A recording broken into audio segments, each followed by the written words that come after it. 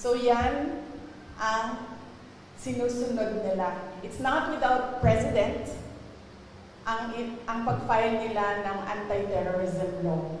Yung mga sinabi ko ngayon, yun yung gusto nilang gawin. Kaya pinipilit nila na merong violation sa batas. Mag-cancel ng passport, mag-red notice, mag-amlak, mag-issue ng kaliwat kanang search warrant. So, ibig sabihin, babalik pa rin tayo dun that this is clearly oppression and harassment for remarks that pinipilit nila to take it out of its logical context. Abogado ako. Alam ko kung anong illegal at illegal. Alam ko kung anong actionable at hindi actionable. Hindi actionable ang maghabilin ka. Hindi actionable yun. Walang active threat kung hindi ako mamatay. Walang mali doon. Walang illegal doon. Sinabi nila kahapon kung sino bang nandoon sa inyo sa interview, press briefing namin. Sabi nila, pinalaki at pinalakas yung security ng First Family, ng President, dahil may threat. So ako, napaisip ako, nilalakasan niyo yung security niya? Ibig sabihin na yun, papatayin na ako? Why for? Will you double the security? Diba? Itong mga dictators and oppressors, unfortunately, hindi sila magaling mag-isip. Basta lang sila tira,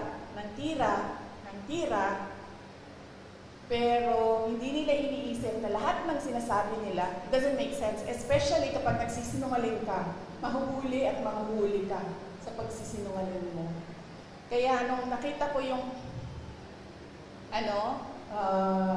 NBI subpoena, nagpatanong kagad ako sa Negros. Kasi it's not the first time na ginawa nila yun sa isang Pilipino. Sabi ko, anong nangyari sa Negros? Sinabi sa akin kung anong nangyari sa Negros. And sabi ko sa mga lawyers ko, yan ang gusto nilang gawin. I'm sorry, yung sa PNP po, kasi direct na so, ikaw yung grupo natin, yung security pa yung araw ko na nilip ng AFP para to face investigation. Yes, oo. Initially, we are filing charges against them as well. For disobedience, for kidnapping, for robbery. Okay, next question po. Speak as Hero, ABS-CBN. Yes, ma'am. Good afternoon. Ma'am, do you have any information as to the status, health status of your Attorney Lopez? And do you have any information when she will be transferred to the house or attention? Ma'am, wala po akong update sa status ni Yusek Zulaika Lopez and Ms. Gina Acosta, both of whom are admitted sa Veterans Hospital. But nakita ko kanina sa updating namin sa group chat ng opisina, I believe the hospital released a bulletin. Tama ba? Parang nag-release ata ang hospital ng bulletin about updates sa kanila. Ngayong araw na ito, hindi ako makapagbigay ng update kasi maaga po ako umalis kanina sa hospital. Mga 4 a.m. ako umalis and tulog pa lahat ng tao. But last night, nung pagdating ko sa hospital, ang sinabi lang naman sa akin na nag-endorse, yung nagbabantay tapos sin-endorse sa akin, na hindi pa rin kumakain si Yusek Lopez and si Ms. Gina Acosta ang na-endorse sa akin kahapon is masakit yung dito niya. Kasi apparently, pag nawalan ka ng malay and nagiging unresponsive ka, parang kinukurot ba dito? Hindi ko alam kung anong ginagawa. So apparently, sumakit yung dito niya kasi yun yung parang i-arouse ka para magising. So yun yung updates based on sa pakikipag-usap ko sa kanila. Another question po, just very quick. Do you see yourself patching things up with BBM in the future? Do you see that happening? Well, I believe, ma'am, that we reached the point of no return. I really believe that we have reached the point of no return. And it is clear, ma'am, na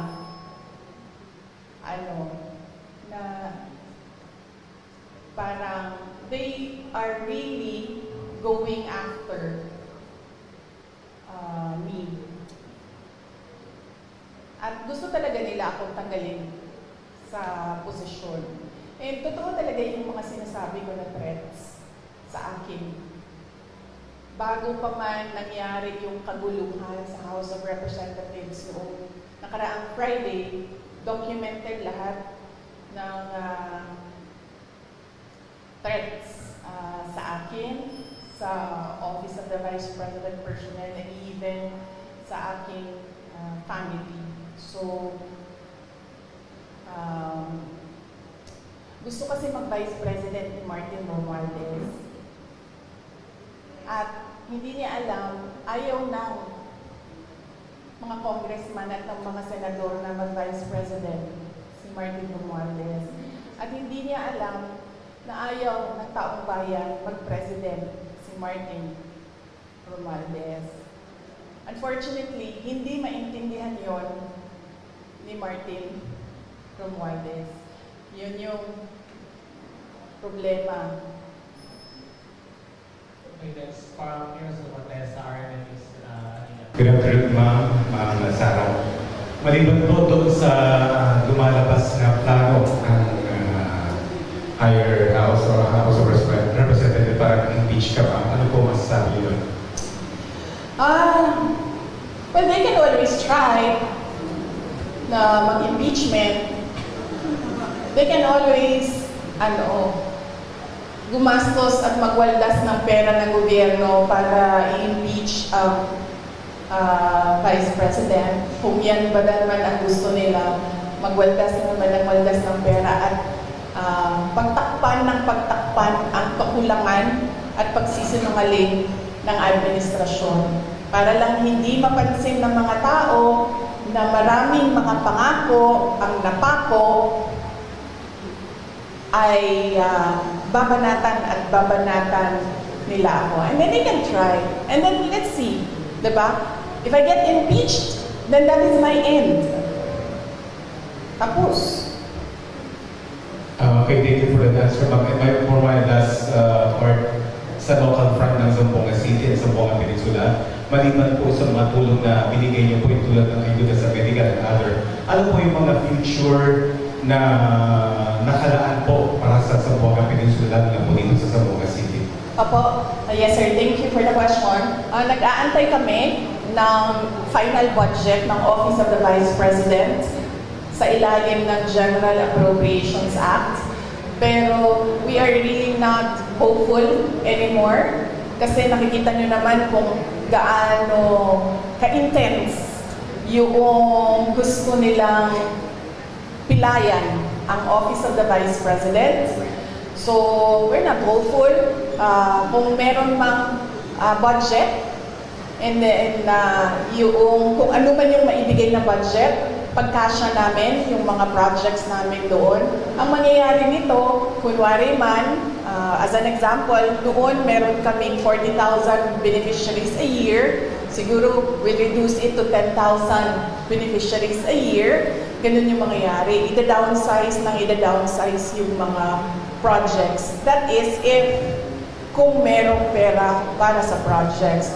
Kung wala naman pong pera para sa mga projects, ang maiwan lang ay pambayad ng sweldo ng mga tao, ng mga employees ng Office of the Representatives, then dapat kayo magreklamo, taong bayan. Kasi nagsisweldo kayo ng mga tao tulad ko, May I just remind you, I have the second highest salary in the government, and yet wala akong gagawin kasi wala kaming projects. Magreklamo kayo, bakit namin siyang bayaran ng sweldo?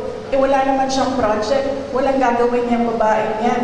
Hindi magtatrabaho yan kasi walang project. Diba? So yes, dapat kayong magreklamo niyan. Magbabayad kayo sa amin, pero hindi kami magkakapagtrabaho dahil walang proyekto, walang budget. Last two questions. One from Mr. John Ortiz. Yes, good afternoon po. Good afternoon po, Vice President. I am Theodore Ortiz, sa pagpapalitan po sa mga amidst all this, sa lahat ng mga nangyayari, sinasabi yung harassment, yung ino-oppress kayo, and yet, nandito pa sa Zamboanga City, binisita mo yung Basilan. Oo. Saan po kayo humuhugot ng lakas as of the moment, Vice? Bakit patuloy po kayong lumalakad? Yes. Before ako pumunta dito, as you know, your former mayor in Zamboanga City, Ma'am Becky Maco is my friend, no? Exactly the same question ang tinanong niya sa akin kanina. Ako naman kasi, politiko ako. Yun din sinabi ko kay Ma'am Beng, sabi ko, ikaw politiko ka rin. Ang dami mo din pinagdaanan. Ibig sabihin, sanay kami sa ganyan ang mga politiko. So, ibig sabihin, hindi ka na nasa stress sa ganyan. Ang problema sa akin is kapag nagkulang ang tulog at gutom, yun lang talaga yung nakaka-apekto sa akin. Kaya kailangan sa akin, kapag 3 araw na yung sunod-sunod na walang tulog, bigyan mo talaga ako ng 1 araw na mabawi ko yung 3 araw na tulog. Para nare-refresh yung pag-iisip. So, kung hindi mo ako pakainin, say for 12 hours, dapat mo akong pakainin on the 13th hour, otherwise, mainit na yung ulo. So, simple lang, sir. Kailangan lang ng tamang tulog at tamang kain. Yung all the rest, wala na yan. Kaparte yan ng buhay ng isang politiko. Last one, ma'am. Reaction on the disbarment case filed against you? Yes, meron akong 3 disbarment cases. If you can remember, 2011, sa Sheriff, hindi pa tapos yun hanggang ngayon. May disbarment case ako doon. Tapos meron akong disbarment. Nabasa ko lang ito sa mga, sa mga group chat. So, hindi ko lang alam kung tama. Correct me. Tapos isang disbarment case sa pagtatapon ng bangkay. Tapos isang disbarment case sa revenge from the grave. No? So, yun. 3 yung... but let me clarify kasi yung 2, I've not read or I've not received the complaint. So, hindi ko masabi kung ano talagang nakalagay doon. Binabase ko lang siya sa news reports na lumalabas. Yung isa, binase ko sa announcement ng Supreme Court. And then yung isa, binase ko sa announcement ni Larry Gadon. Thank you, sir. One last follow-up from Jimmy Seven. Grabe naman po si Mike. Minsan lang ako dito sa Zamboanga City. Time out daw. Yes, ma'am. Para sa question of this one, so what's your take on that, ma'am, na halos pinagsabay-sabay ang 3, mas meron parang pending ang papalo po ng disbarment case against yung territory? Oo. Well, kasama din yun, ma'am. Kasama din yung lahat na. Sa Bisaya pa, tira bahala. Tira bahala. Kung unsay mo dikit, maoy ko anon, may mudaon, ano ba? So, babanatan natin siya, tingnan natin dito kung saan yung tatama. Anak na siya. Yesterday you mentioned na isang threat sa inyo is yung pag-absorb ng PSG, ng PSC sa inyong PSPG. But now that they are totally, taking over and replacing all yung security sa PSPG and PNP, how do you feel about it? I'd like to hold comment dyan, ma'am. Kasi napapansin ko, base lang din naman sa balita, nagbabago-bago yung sinasabi nila. Hindi ko lang alam kung nasusundan ninyo. Nagbabago-bago yung sinasabi. Sabi, wala na daw AFP, pulis na lang. Ngayon, meron na naman daw AFP, pero papalitan nila at mga pulis na sabay. So, hindi sila nagpaplano ng maayos. Kaya nagbabago-bago yung sinasabi nila. Advice ko dito sa mga tao na ito, mupo muna kayo, magplano muna kayo bago kayo bumanat. Para hindi kayo nahuhuli na nagsisinungaling. Sa Sara Pulamito, FUBC. Pag gumaganyan ba ako na aapektuhan yung sound? Okay. Good afternoon, VP. Since natanong ko yung isang tanong ko, ito na lang po. Sabi po ng PNP, wala silang information sa pagbabanta sa inyong buhay. I-report nyo lang po ba ito officially, ngunit nasabi nyo hindi ito pinansin ng mga kinauukulan? Ma'am, nakakahiya sa buong mundo na ang Philippine National Police natin, who by the way has intelligence funds, hindi alam ang mga pangyayari sa ating bansa. Nakakahiya na meron tayong police na hindi nila alam ang threats sa Vice President. Nakakahiya yan, ma'am. Huwag sila magsasalita ng ganyan kasi nagpapakita yan ng incompetence ng Philippine National Police. Dapat dyan, kung ako po ay Presidente, Sekretary ng DILG, Chief ng PNP, ang sagot dyan ay, let us sit down and investigate the alleged threats so that we will know if these are true or not. Yan ang tanong. Ayan ang sagot dapat ng tamang tao. Pagiging tao na tama mag-isip, yan ang sinasagot dapat. Hindi yung sinasabing wala kaming alam ng mga threats. Nakakahiya na ang pulis, ganyan. So, ibig sabihin, ang dami nilang walang alam ng mga pangyayari. So, kaya pala, nagkanya-kanya na ang mga kriminal dahil walang alam ang kapulisan. Nakakahiya para sa Pilipinas na naririnig na ang pulis natin ganyan magsalita.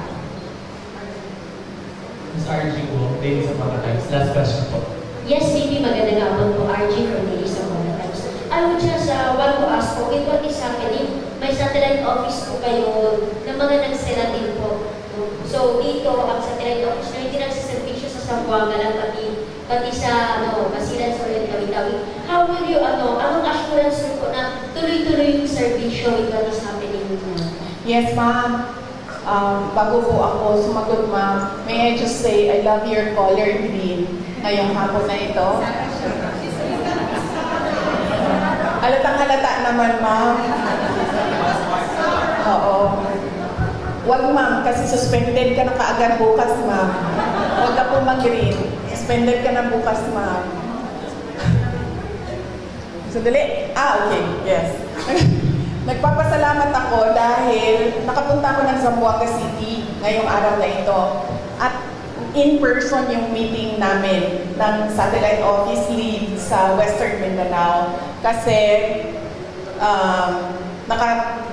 papunta kaming, there's about 40 minutes papunta doon sa Isabela City. So, 40 minutes papunta, nag-meeting kami. 40 minutes pabalik, nag-meeting kami. So, masaya ako dahil nagawa namin yung in-person. Ang hirap din kasi talaga mag-meeting pag Zoom eh. At napag-usapan namin ni Mr. Mike Saavedra na malaki kasi renta na, malaki din kasi itong building na ito, malaki din ang renta dito, ma'am. Ang gagawin namin, lilipat kami sa mas maliit na lugar, mas mababa yung renta. So, napababaan na rin yun namin yung budget na kailangan gamitin. Tapos tutuloy-tuloy lang si Mike ng mga downsized na mga project. So, yun ang plans namin for Western Mindanao Satellite Office. Papaliitin namin, ma'am. Tsaka maghahanap kami ng mas mababang renta. Ma'am, very last question from related by the OBP Media po. Baka may sagot po kayo sa sagot ni DA Secretary Q. Laurel tungkol sa 20 pesos bigas na remarks niyo po kay BBM versus BBM. Ano ba sinabi niya? Pwede,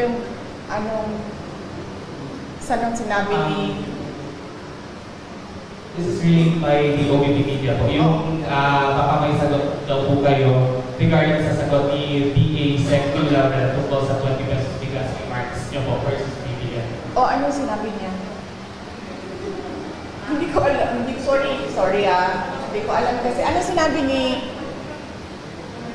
Wala. Ang sabi po niya ay matalino naman siya, di ba? Iba yung panahon doon na ngayon. Pag-aralan niya muna bago magsalita. Okay. Yes. Tama naman siya doon. Matalino talaga ako.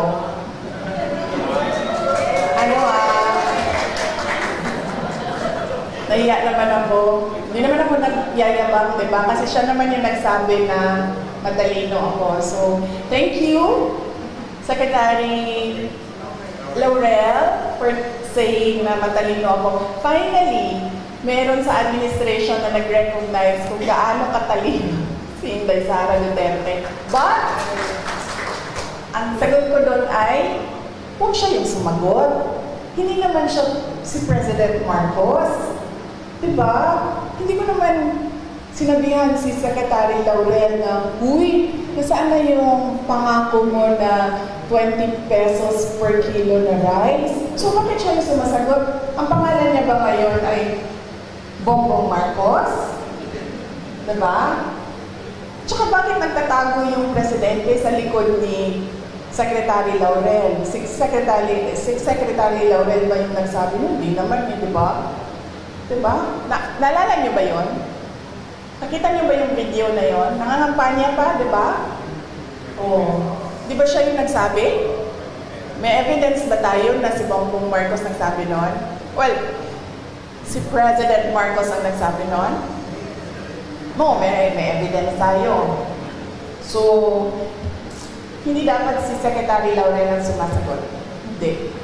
And thank you for recognizing my intelligence.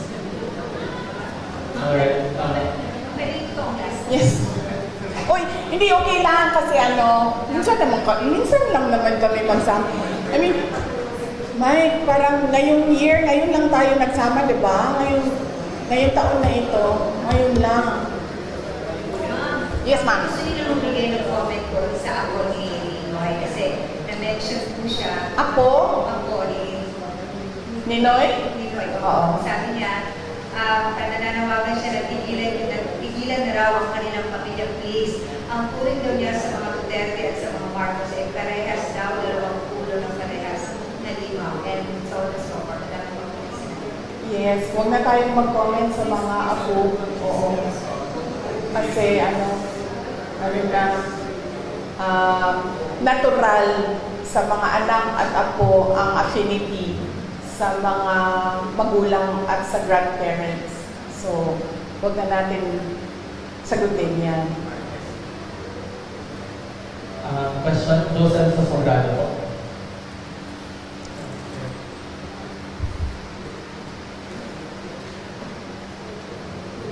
Wala. Question, meron pang isa dito. From Mimi Maravilla. Wala na. Magtanong pa kayo. Kasi nakakapagod yung biyahe. Tapos, walang tanong. Yes, ma'am. So, good afternoon po, Mimi. What is the Vice President Sara Duterte's current stance on supporting specific political groups or candidates in Zamboanga City as the 2025 elections approach? Considering Congressman Manny Felipe, the majority floor leader is won by the administration. Okay. So, at the moment, no, there was an initial meeting with senator candidates of the PDP party. And I am not a member of PDP. They've been trying to recruit me, and I've been telling them that I have to think about joining a party because right now I am enjoying that I am free and I don't have to answer to a political party. And I don't have to toe the line of a political party. So I have to think about that. But I told them that I can help you strategize on what to do. Initially, during the meeting, I gave them suggestions. I gave them suggestions on what they can do, on how they can strengthen their campaign, on how they can strengthen the branding. So that's about it for now. There was no talks of campaigning.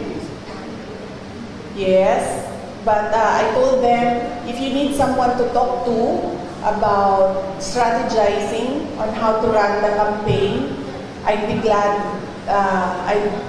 to help. I'd gladly help.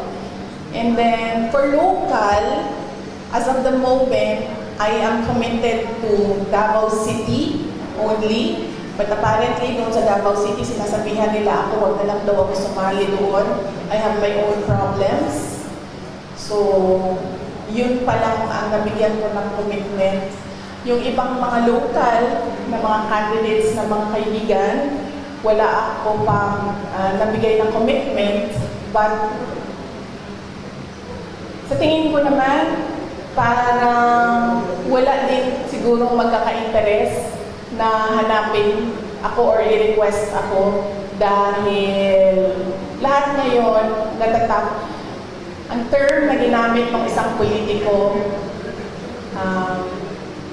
benga. Tagalog term yan, no? Grabe, bumenga. I know it's an LGBT term. No? It's an LGBT term. Grabe, bumenga yung administrasyon. So, walang gusto na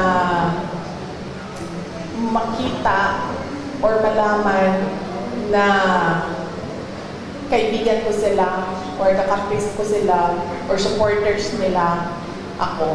So, that would make it easier for me since makakapagpahinga ako sa kampanya dahil from 2016 to 2019 to 2022 nangampanya ako. And this time around, since hindi naman ako kandidato, makakapagpahinga ako sa kampanya, makakatutok din ako sa trabaho namin sa Office of the Vice President. And then of course, makakatutok ako sa committee hearings, kung meron pang committee hearings na darating sa susunod na taon sa campaign period. Yes, sir. Pwede pa, sir, sa mga kasama ko. Pwede pa? Okay, I'm Abstaman, Erickson TV News Online. Ang katanungan ko po sa inyo, ma'am, ay itong threat ay nangyari sa inyo. Seryoso ba ito o wala? Mga political... Serious ito, sir. Nakita mo si Marcos Sr. Nakita mo kung paano nila, anong I'm sure nakita mo yun, sir. Kasi kaming edad namin, hindi namin nakita. Nakita mo, sir, naabutan mo? Yes, sir. Oo. So, very serious ito. This is not a, parang laro-laro lang para sa kanila. Seryoso sila sa gusto nilang gawin. At alam natin ang capacity ng isang Marcos. Okay, madam, tinulungan mo ang tatay mo nung panahon niya tumakbo. And then ikaw naman, anak naman. Tinulungan niya ako. Tinulungan ko siya noong 2016. Tapos tutulungan ba niya ako sa 2028? Hindi ko alam. Dahil noong 2022, wala. Noong 2022, wala siyang active help na ginawa Sinabi lang niya na kaya niya yan. Na iyon din ang sinasabi niya hanggang ngayon, kaya niya yan. So heartwarming, no? Pag ang magulang mo, ganyan lang yung sinasabi, kaya mo yan. Wala man lang, parang, uy, kawawa ka naman. Uy, parang, anong matutulong ko? Uy, kailangan mo ba ng doktor, abogado?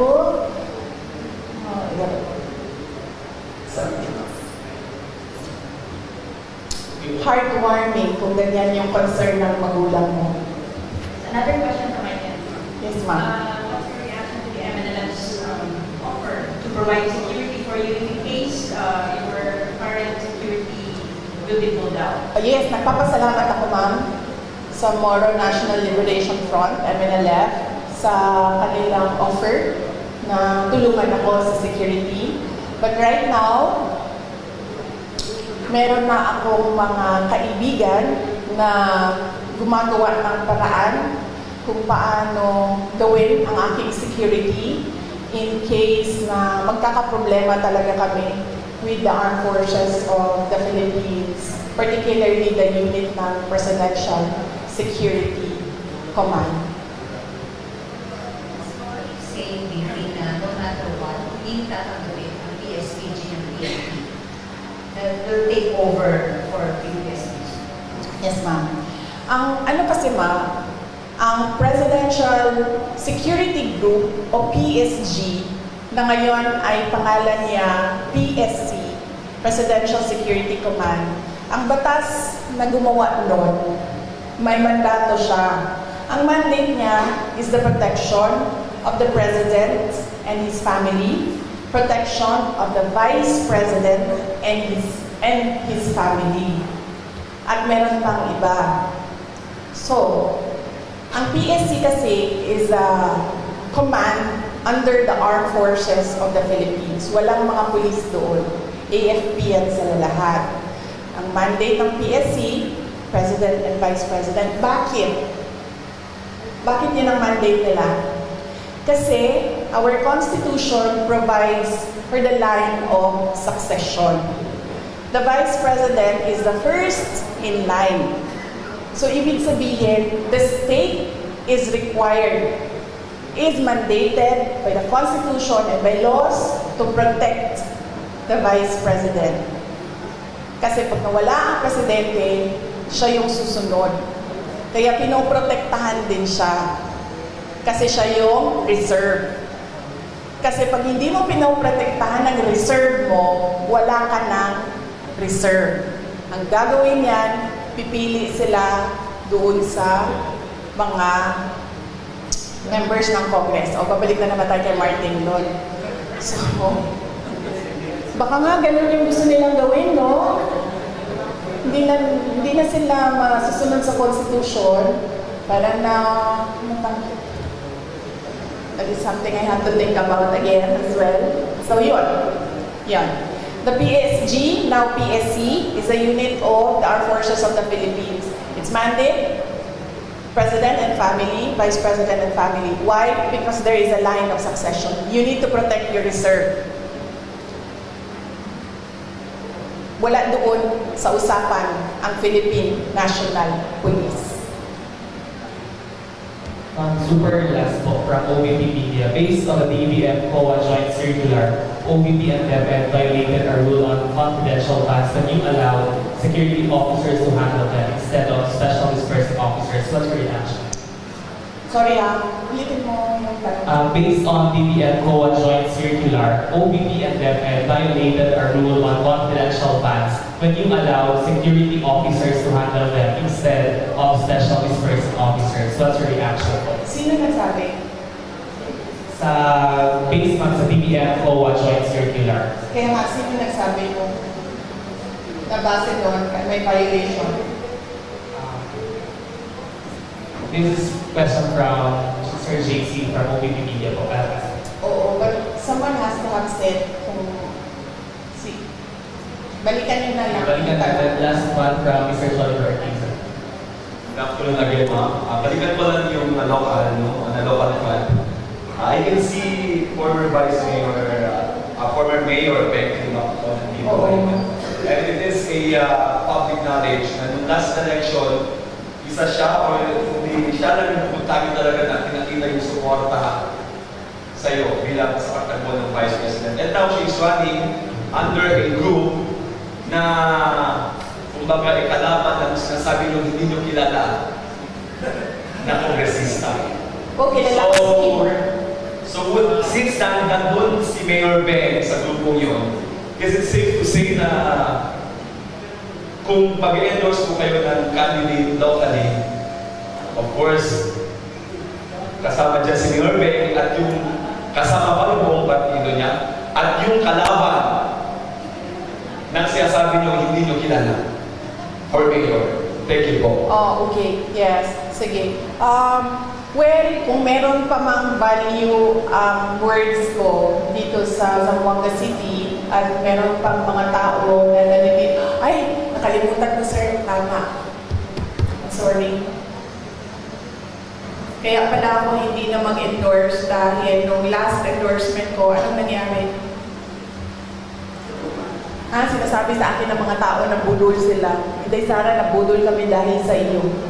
Saan man ako pumunpunta, yun ang sinasabi sa akin. Kaya pala ako nag-desisyon na hindi ako mag-endorse. But, let me just say that nakita nyo ang track record ni Mayor Ben Climaco noong siya ay mayor. Nakita nyo ang kanyang mga accomplishments. Ngayon, mayor siya na, ngayon vice mayor ang kanyang tinatakbo. So easily, kung magagawa niya ang pagiging mayor, easily she can do the work, the duties, and the mandate of a vice mayor. Dahil nakatutok lang yan sa legislation. So, kung kaya niya ang executive, lalong-lalo na kaya niya ang legislative. Dahil napaka one track ang trabaho ng legislator. Gagawa ka ng batas. So, on that point, the voters should think about that. Her achievements, accomplishments as mayor, and her capacity na mag-vice mayor. Lagi ko sinasabi ngayon, ano bang dapat iniisip ng mga tao ngayong darating na ang eleksyon? Unang-una, pangako. Huwag na kayong maniwala sa pangako, ha? Pag sinabi ng tao, ito ang pangako ko, i-check nyo muna. Yung mga pangako ba niya noon, tinupad niya ba? Check nyo. Ano ba yung mga pangako niya noon? Natupad ba yon? So, dapat ba namin paniwalaan yung pangako niya ngayong eleksyon na ito? Pangalawa, huwag magpadala sa vote buying. Ang vote buying ngayon, legal na, hindi na illegal. Akap, AIX, MAIP, tupad, at kung ano-ano pang tinatawag na ayuda. Nagiging legal ang vote buying. Bakit nagiging legal ang vote buying? Dahil kontrolado siya ng mga politiko ngayon. At meron silang kota-kota sa pamimigay ng ayuda. So yan yung sinasabi ko, yan yung proof ko na nagiging legal na ang vote buying na tinatago sa pangalang ayuda. At pangatlo, hindi dahil gikan yan sa pamilya ng mga politiko tulad ko, hindi dahil galing yan sa may tatay yan na mayor, may kapatid yan na governor, may anak yan na congressman, hindi dahil galing yan sa political dynasty ay ibig sabihin magaling ng kalibre niyan. Huwag ninyong iboto ang isang tao dahil lang sa nakaapelido niya ang gusto nyong kandidato. So yan ang paalala ko ngayong darating na election. Check promises. Tanggapin ang ayuda kasi pera ng bayan yan, pero huwag magpadala sa vote buying. Pangatlo, huwag bumoto dahil kaapelido o dahil nasa political na pamilya yung kandidato. Bumoto kasi chinek niyo yung mga promises niya at chinek niyo yung kakayahan niya. Tulad ng sinabi ko ngayon, nakita natin ang 9 years ni Mayor Beng, ibig sabihin, alam natin na kakayanin niya ang pagiging vice mayor. Going up from Sir Bons Magsumbol-Obrador pala po. He's asking for your reaction based on DBM COA joint circular. OVP and DepEd violated a rule on confidential funds that will allow security officers to handle them instead of special dispersing officers. Reaction po. No, I will not comment on the assessment of the person asking the question. Ano pangalan niya? Bons Magsumbol-Obrador. Oo. I will not answer a question na si Bons Magsupol ang nagsabi na there is a violation of the JMC. I will only answer kung nagsabi ang COA if there is a violation of the JMC. Hindi COA si Bons Magrapol, hindi siya COA. So hindi siya dapat ang nagsasabi na merong violation ng JMC. Na sinasabi ko din, hindi ang congressman ang nagsasabi na merong violation ang Office of the Vice President sa confidential funds. COA lang na trabaho yan. Alright, thank you so much everyone for your answer. Maraming salamat. Magandang hapon.